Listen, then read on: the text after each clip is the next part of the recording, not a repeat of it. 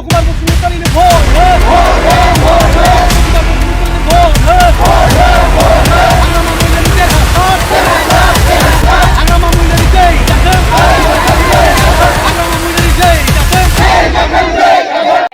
बिपिएफनि थाखाय जों जा हायो जों नंगौ खोथा थार सैथो खोथाखौ जों रायजो राजाफोरनि सिगाङाव जों बुंथिनानै होगासिनो साननो नाङा जे नोंथांमोना जों सोरनिबा गोदै गोदै रावाव सोरजोंबा फुस्लायजानानैसो जों बिपिएफ पार्टियाव फैनानै जों बेफोरबायदि बुंदों बेखौ নির্বাচন অহা 13 নৱেম্বৰত হ'ব আজি 8 তাৰিখ হ'ল জাষ্ট 5 দিন মাত্ৰ আছে তো মই যিখিনি দেখিলোঁ আজি নিচিমা সমষ্টি হিচাপে খুব ভাল মই খৈলা মহিলা হওক বা আমাৰ মালি বেটা মুঠতে ফাটাবাৰী ঔগুৰি এইবিলাক প্ৰাইমাৰীত মই ঘূৰি পেলাই যিটো দেখিছোঁ ভাল আমাৰ পজিটিভ ৰেছপন্স সকলো জাতি জনগোষ্ঠীয়ে আগুৱাই আহিছে আমাৰ বিপিএফ দলটো সহায় কৰিবৰ কাৰণে বিৰাট ভাল মুঠতে আমি জিকাটো চিয়'ৰ বুলি আমি ক'ব পাৰোঁ যিহেতু আমাৰ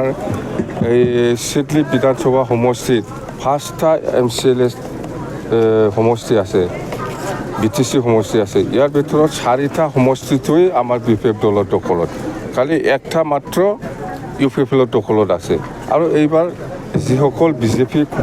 কৰ্মী বা বিজেপি ছাপৰ্টাৰ আছে ইউপিএফক ভোট নিদিব সব ভিতৰে নাংগলত ভোট দিব আপোনালোকে চাই থাকিব সোমাব পাৰে সোমোৱাটো কি ডাঙৰ কথা এইটো সোমাব পাৰে বিপিএফত আহে নাহে মই একো নাজানো মুঠতে মই তাক বিপিএফত আকৌ একেলগে কাম কৰিম বুলি মই অনুৰোধ কৰিছিলোঁ কিন্তু তাৰ কোনো মই ভাল ৰেছপন্স মই আজিলৈকে পোৱা নাই আজি বিপিএফৰ কোনোবা মিটিঙত যাই পেলাই যদি বহিছে এইটো বেলেগ কথা তাৰ কথা কিন্তু আজিলৈকে বিপিএফ দলত সোমোৱা নাই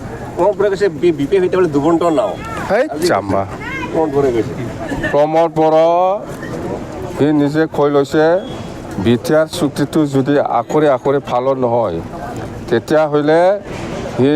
অসমৰ কোনোবা এজনৰ কেবিনেট মন্ত্ৰীৰ ঘৰত যাই পেলাই বাৰেণ্ডাত ফাঁচি হৈ পেলাই মৰিম বুলি কৈছে এতিয়া 5 বছৰ কমপ্লিট হ'ব অহা 8 তাৰিখ এপ্ৰিলত সি নিজে কোৱা মতে 9 তাৰিখত ফাঁচি সি নিজে ছুইচাইড কৰিব লাগে কথা এইটোৱে আৰু কিমান কম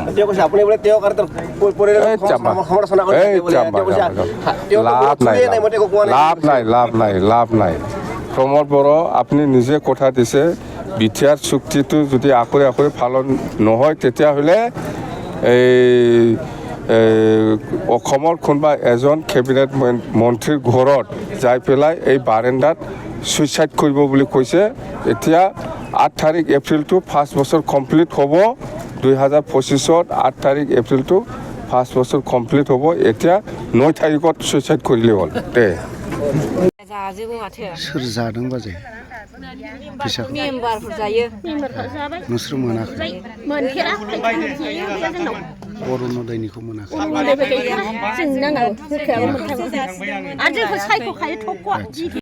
बिपिएफनि थाखाय जों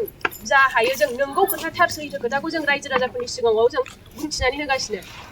साननो नाङा जे नोंथांमोना जों सोरनिबा गोदै गोदै रावाव सोरजोंबा फुस्लायजानानैसो जों बिपिएफ पार्टियाव फैनानै जों बेफोरबायदि बुंदों बेखौ साननो नाङा जोङो दिनै एसेब्लाबो लेखा रोंनानै जोङो जेनेबा थार आरो सैथोखौ जोंहा नायबिजिरनो हानाय जानानै जोङो दिनैहाय सैथोआ बबे बेखौ जों साननायनि गेजेरजोंसो जों गावबागाव खुद गोसो जानानैसो जोङो बिपिएफ बायदि पार्टियाहाय जाथिखौ अनो जाथिनि मोजांखौ सानो हिसाबैहाय जोङो बे बिपिएफ पार्टिखौल' जों जाथिनि थाखाय मोजां सानग्रा आरो हाग्रामा महिलारि सार बिथाङाल' सासे जाथिनि थाखाय मोजां थार सानग्रा व्यक्ति होननानै जों मोननानै दिनैहाय जों बिपिएफ पार्टिखौनो जोङो सापर्ट खालामबाय थादों आरोना आरो सिगांनि समावहाय जेला जोंहा बिटिसिआ एकर्ड जायाखैमोन बे समाव जोंनि बे बर' रायजो राजाफोरनि थासारिया गोबां गाज्रिखामोन बेखौथ' जोंहा बयबो मिथिखायो आरो बेवहाय जोंनि बर' जोहोलावजोफोरा गोबां जोंहा गावसिनि जिउखौहाय दान होलांदोंमोन गावसिनि जिउखौ अबदान होलांदों हाग्रा बंग्रा थाबायबायनानै सोरबा पुलिसनि लावथिजों बुजानांदों सोरबा पुलिसनि गुलिनि शिकार जानांदों गोबां आइजोफोरा रेप जानांदों होनब्ला जों नुबोआखै जों मोनाखै बेफोर बर' आन्दोलनखौ जों मोनबोआखै खिन्थु जोङो जोंनि सिनियर मानसिफोरनिफ्राय जोङो खोनायो जे जोंनि गोदोहाय जोंहा बेबायदि मोनसे सम दंमोन जोंहा गोबां खास्रि बिस्रि जेनेबा जोंनि गेजेराव बेबायदि सम दंमोन होननानै जों खोनायो बेखौ जोङो दा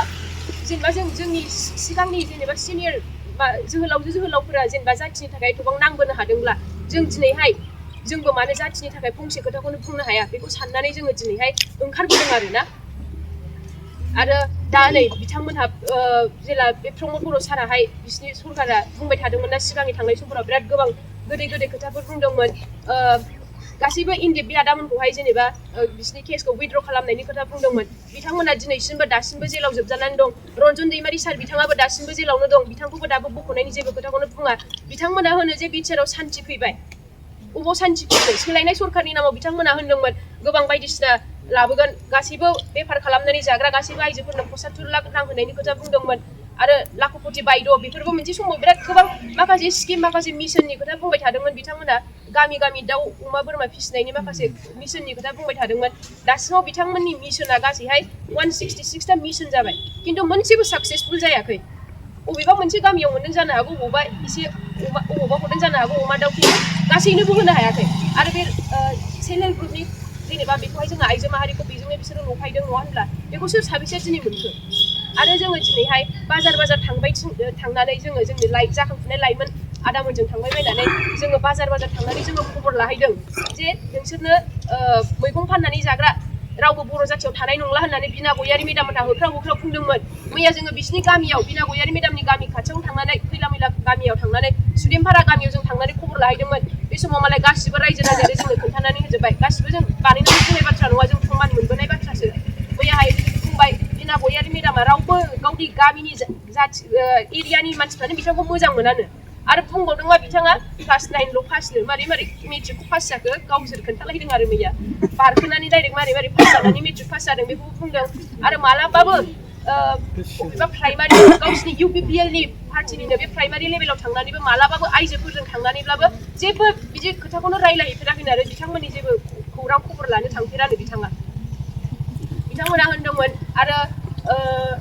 पावारफुलमोन बेखायनो जोंहा बै जोंनि थाखानाय जोंनि बिटिसिआनो जोंना मोजांमोन होननानै जोंनावबो दिनै मोनसे रियेलाइज फैदों आरोना जोंबो बै समाव जेला जोंबो स्टुडेन्ट हिसाबै जोंहा जेबो पार्टियावबो गैखायामोन हिसाबै प्रमद बर' सारा जेला जाथिनि थाखाय गुज्रिख्राव बाथ्रा बुङोमोन बे समाव जों गोजांस्रिउलायोमोन जाथिनि थाखाय बिथाङा सासे थार सानग्रा सुबुं होननानै जोंनावबो फोथायनाय दंमोन जोंबो गाबफालायोमोन सारनि बिदि स्पिचफोरखौ खोनायोमोनब्ला खिन्थु दिनै बिथाङा गाव फैनानैहाय जेनेबा खामानि मावनो लाबाय मोनसेबो जाफुङासै बिथाङा लंकेयाव थांनानै राबन जाहैबाय होननाय बे मोनसे फोरमान होदों आरो बेनिखायनो जों बेखौ मोजां मोनाखैमोन जोंनि बै थाखानाय सरकारा जोंना बे हाग्रामा महिलारि सार दैदेननाय सरकारानो जोंनि थाखाय जथेस्थ' मोजां बेखौ जोंहा मोनदांनाय फैदों आरो आं बेखौबो बुंगोन मादैमोन गोदो बिपिएफआ सरकार सालायनाय समावबो सोरबा साफा सानैया जेनेबा मोननांगौ खिनिखौ मोनाखै जानोबो हागौ दा जुदि जोंनि सरकारा फैफिनोब्लाबो 2025आवहाय बाहाय जोंहा जेनेबा सोरबा सरकारनि आसनिफोर मोननांगौ जेनेबा बेवहाय जोङो जोंनि पार्टिनिल' बिपिएफनिखौल' जोङो बेखौ होनाय जानाय नङा आरो जों बुंगोन सारखौबो सोरबा बिपिएफनिबाबो सोरबा कंग्रेसनि सोरबा इउपिपिएलनिबाबो मोननांगौ मानो होनो जाय सुबुङा जाय बेक्तियाहाय जेनेबा मोनथावथाव बेखौ जों बासिनानै सेलेक्ट खालामनानै जों सारमोनजों रायलायनानैहाय हरगोन आरो मानो होनबा सासे गोरिब सुबुंनि सायावहाय जेनेबा पार्टिखौ दलखौ लानानै अयनाय खालामनायखौ जों लुबैया आरो दानि जाखांफुनाय लाइमोन सेंग्रा सिख्लाफ्रा जों बेखौ लुबैया जों बेखौ खालामगोन होननानै जों दा सानदों मैयासो बे सुदेमपारा गामियावनो सासे आबै बुरिमोन बियो खोन्थादों सरकारनि बे आइअआइ न'खौ मोनदोंनो आबैया मोनदों खिन्थु चेयारमेना बेनिफ्राय बेसेबां लादों 11,000 रां लादोंनो होनब्ला जों बिराद दुखु मोनदों आरोना सासे गैजायै सासे जेनेबा आबै बियो जेनेबा सरकारनि जेनेबा न' मोनबाय बिनिफ्रायबो मानो जेनेबा 11,000 गाहाम बायदि बिसोर लाखो बेनो बिथांमोननि जाख्ल'नाय गैयै सरकारा बिथांमोना होनदोंमोन थाइसेबो रां लाया जाख्ल'नाय सरकार नङा रायजो राजानि मोजांनि थाखाय खामानि मावगोन होनना बुंबाय थादोंमोन बेनो होनब्ला दिनै प्रमद बर'नि दैदेननाय सरकारा सासे गैजायै आबैनिफ्राय जेनेबा मानो 11,000 लाखो बिसोरो